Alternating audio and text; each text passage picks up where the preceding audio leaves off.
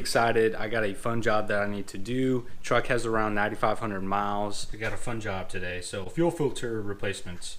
I have the rear and the front. All right. Personally, I want to change it every 10,000 miles. You can do whatever you want. You can follow the owner's manual, but I plan on changing mine out every 10,000 miles. If you have not checked out my previous video, go ahead and check it out. I'll post a link up above, the card. I told you I was going to be doing this video next, and so here we are. So after doing a lot of research, it seems to be a fairly easy job. I've done a lot of fuel filter replacements in the past, domestic imports. So I know a lot of y'all are hesitant on doing this job, but it is fairly easy. I'm actually laying out all the tools, just a few tools that you need for this job. I believe in if you have the right tools for the job, then it makes the job much more efficient and much more quicker for you to actually accomplish without you swimming in diesel, spilling it all over your floor or whatnot. So just for y'all's benefit, I'm going to go ahead and call a local dealership. Nothing against them. I'm just going to get a quote to get both of the fuel filters replaced on the truck and then see how soon they can actually get the job done. All right, so I just want a real world price quote on this. And literally, I think I spent $91 on the fuel filters and a few more dollars on the other. All right, so I got the phone number. Let's go ahead and give them a call. Hi, I just wanted to get a price quote to get both fuel filters replaced on my 2018 Dodge or Ram 2500 Cummins. All right, hold on one second. The fuel filter? Yeah, both fuel filters on the 6.7. Filtering around 406. That's parts, labor, and tax. Parts, labor, and tax. How much would it come out to? Around 406. 406. Okay. And just to confirm, that's for both fuel filters. Yes. Okay. What's the soonest y'all could conduct the service? Is it something you could drop off and leave with us? Yeah, that's fine. I could do it any day next week as long as you drop it off early that morning, and I can work it because our appointments are booked up. But that's kind of a basic maintenance item, so if you can drop it off with me, I can work it in. Okay. Well, I appreciate it. Thank you so much. You're welcome. All right. Bye. Happy. Bye. Go. She mentioned $406 parts, labor, and tax to do this job that I'm doing for you right now. Just so you can get some just a quick reality check on the price quote on roughly how much it costs to get your fuel filters replaced. All right, y'all. So let's get straight to business. What I'm actually going to do is actually do the engine bay fuel filter replacement first, and then I'm going to move to the rear filter replacement second after finishing the front one. All right, so if you only need instructions on the rear, go ahead and go to the time that I'm going to go ahead and post right here. All right, so go ahead and go straight to this time on the video so you don't waste time. Tools that I'm going to be using. I'm going to be using a flashlight so I can go ahead and see what I'm actually doing underneath the engine bay and underneath the truck. I have a 1/2-inch torque wrench, and this is to torque the top plastic cover of the front fuel filter that's in the engine bay, torque it down to 23 foot-pounds. I have a 1/2-inch to 1/2-inch U-joint. What is it, a 2-inch extension, 3-inch extension. I actually bought another package so that I can have an increased amount of flexibility and reach to get the front fuel filter taken off out of the engine bay. If you don't have extensions, you will need them, so I will go ahead and post the link below in the description for these. Bought it for a very reasonable price on Amazon, so get these if you don't have any extensions. I also bought on Amazon a 28 millimeter short socket. All right, this is not a long one. This is exactly what you need. Now this, if you haven't seen my oil change video, go ahead and check that out. I showed you a part that Lau made for the 6.7 Cummins to go ahead and seal the oil filter as you're pulling it out. All right, so I'll go ahead and post the video card up to the top right of the video, so you can check out that video for that link as well. But Lau also makes a water sensor wrench, and I'll pull this actually closer so you can see. Water sensor wrench, late model, okay? this is what you're going to need in order to take off the water sensor that's in the rear fuel filter.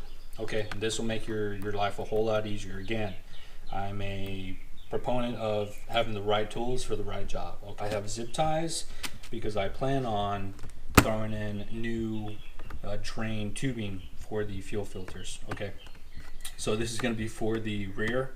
All right, and then the rear fuel filters in here, it is MO867. All right, that is the part number for the filter if you're actually looking for that.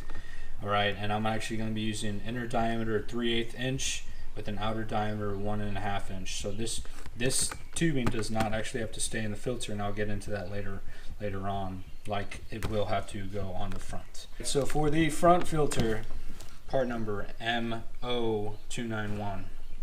All right, and it comes with some instructions. I'll get into that a little bit. All right, so the inner diameter is 1/2 inch, outer diameter 5/8 inch, and I'm actually going to take off what I have on it from the factory, slit this up, and use zip ties to secure it, and just create a more efficient path for it to actually drain in a specific area instead of right on top of your front differential, because that is exactly where that front factory tubing actually leads to. Okay, so I'm actually going to do that before I get into the fuel filter replacement. Now, these two filters, brand new OEM coming from the factory. I bought both of these, came in this package in 2 days through Amazon Prime. If you don't have Amazon Prime, I mean, that's cool, but if you do, then these come in 2 days.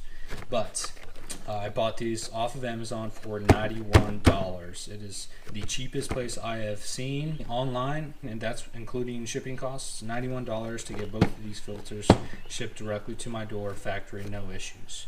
All right, so cheaper than any other links I've seen on eBay and any other websites that y'all know where to find these on.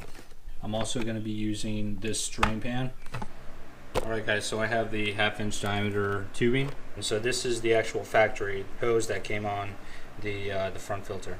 When I removed it, actually see it had some burn stains, so I'm actually going to be careful and make sure I reroute this around what's making it so hot. So as you can see, where the main beam of the flashlight, that is the top of the fuel filter, and that's the cap. All right, and right on top, that's where I'm going to put that socket. If you see, there's a yellow turn valve right there that a screwdriver can go in, or you can just turn it with your fingers. Right below that, you'll see where the hose goes, and I'm not sure if I can get in there or if you can see it, but it is there. So essentially, I just pulled off the factory 5-inch hose, threw on the new one, and rerouted it straight down. All right, so here we are under the truck. All right, and I'm going to try and get to the point where you can see that hose. So that hose, the factory one, you'll see comes right up on top of the front differential. Here's the front differential. I routed it straight through down. There it is right here. You can see it. I zip tied it to the traction bar. One zip tie, not too tight, so you can obviously get that fuel still out. Have it flow down. Right there, I zip tied it against the stabilizer shock. All right, there's a small piece that comes out. Now the zip tie cannot go down. All right, and this is why I chose this location. That middle bar, and that's actually for so it doesn't come loose. Right around there, there's the hose, and right under it, I gave it about a few inches below the zip tie so that it could drain right here in my drain pan. All right, so now that I've taken care of adding that drain hose, a longer one, I'm just going to turn it counterclockwise. Let that drain for a while until you don't see much coming out anymore. All right, so I have the 28mm socket, short socket on there. I have a 10-inch extension and a 5-inch extension to the 1/2-inch drive ratchet. I went ahead, disconnected this, whatever this is. All right, no issues. I ain't moving too much around. That'll just give me enough leverage in order to come down on the plastic cover at a decent angle, so that when I'm trying to pretty much loosen it, and I'll show you right now, I'm trying to prevent from stripping that plastic top cover. There it is. You can hear it lose pressure. All right, and that's why I kept the valve still open, because there's some still draining right now due to the losing the fuel pressure. This 10-inch extension and 5-inch extension with the socket worked perfectly. So let me go ahead and show you how I got in there. As you can see, the plastic cover is off. And there's the socket, the U-joint, the extension that came up. All right, right in between here. Gave me enough levers to turn it. Didn't strip it one bit. So go ahead and remove that and I'll show you the filter. Here's before, here's after. The filter's clearly been doing its job. All right, the new filter came with the new O-ring, so I'm gonna go ahead and just remove the O-ring. Gonna go ahead and remove that, replace it with this one, and then throw in this new filter. All you had to do is literally just pull it up from the filter housing and it came off. Here is the O-ring. It's right on the bottom. Let's pull that off. Boom, voila. Old, new. Pretty difficult to do with while holding the camera. Make sure it's to the very bottom, so that's where it's supposed to sit. Time for the new filter. All right, so here's the new filter. As you can see, there's an oval on the bottom. That means there's a specific way it's got to go in. So make sure it clicks in. New filter's in. Now it's just time to throw on the black plastic top. Make sure you hand tighten it first, and then move in with your socket. Next is to torque it down to 23 foot-pounds. All right, plastic cover's been torqued down, 23 foot-pounds. Now what you want to do is remember to reconnect this, and you want to make sure you close the valve. Overall, very simple. As long as you have these right tools, it's extremely easy. Even to loosen up that plastic cap was no big deal. It wasn't stripped at all based off of the angle that it came at. This socket definitely came in handy. Perfect size, and the extensions worked well. Pretty surprised how easy that was based off of all the research. Now onto the back. And I use this for every oil change. I have just a blanket right in my drain pan. And that's what I'm going to be using just in case that fuel comes outside of the drain pan area, so that the fuel will go straight onto the pad instead of on my concrete. I'll be using the 3/8 inner diameter hose to drain first the rear fuel filter. I didn't mention this before, but I'm obviously going to take off the filter with one of these ratchets, oil filter ratchets. All right, now I'm going to use this tool. Step one: get under the truck, in between your drive shaft and your bed, just to the right of your fuel tank. Here's the blue wire that comes off. Go ahead and disconnect the connector. Go ahead and attach your hose. Again, this is a 3/8 inch inner diameter hose. Go ahead and turn this counterclockwise. It's this piece right there, and it'll start draining. All right, so go ahead and let that drain for a little bit. Now what I'm going to do is use this tool that I mentioned. I'm actually going to loosen it just very little, right? Because it's sealed. I want to make sure it's easy enough to take off once I remove the entire filter. So I'm going to go ahead and do that, and then use my oil filter wrench and start cranking this lefty-loosey in order to remove the filter. So I hope you can see that right there. I wish I had 3 hands right now, but I'm just using the socket. I'm sorry, the oil filter wrench. As you can see, I'm just moving it lefty-loosey. So here it is right here. Gonna go ahead and use the tool. All right, and so this tool is snug. I'm telling you, this is what I'm talking about. You have the right tools, now it's flowing. All right. So luckily I have one of these pads, but once you loosen it, and you learn from trial and error. But that tool works amazing. Again, I'll go ahead and throw that link in the description. So there's that sensor.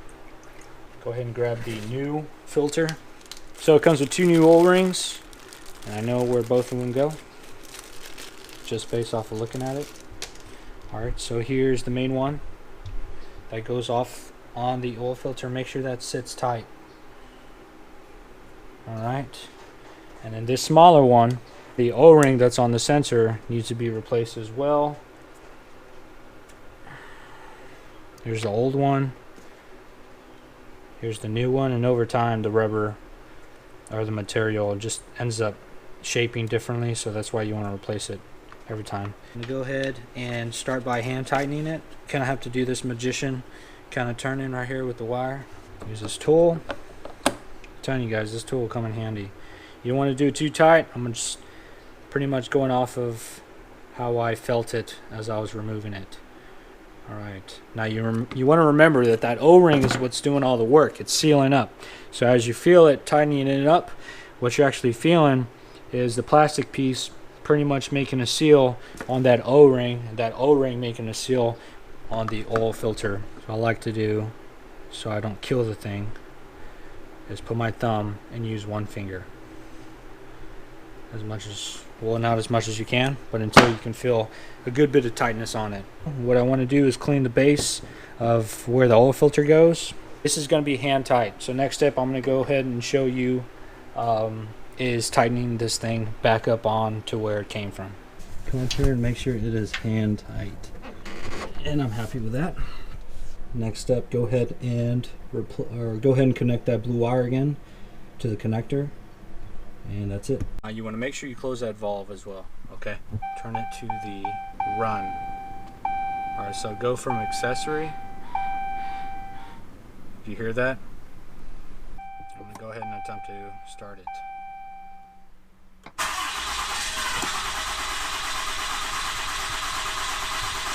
That was the first try.